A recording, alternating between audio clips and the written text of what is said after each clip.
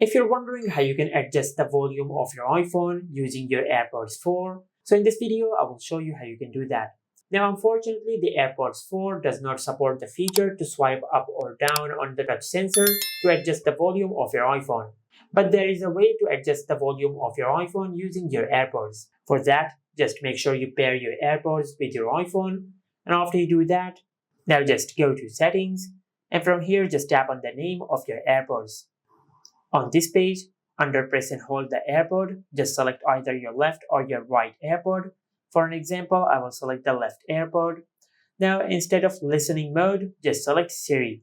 And after you do that, now if you press and hold on the touch sensor on your selected AirPod, in our case it is the left AirPod, you will be able to enable Siri or Apple Intelligence on your iPhone. Similarly, if you have set up Hey Siri on your iPhone, you will be able to just say Hey Siri and it will enable Siri on your iPhone. Now after you enable Siri on your iPhone, now from here you can ask Siri to adjust the volume of your iPhone. For an example, I will ask Siri, adjust the volume to 80%, just like that.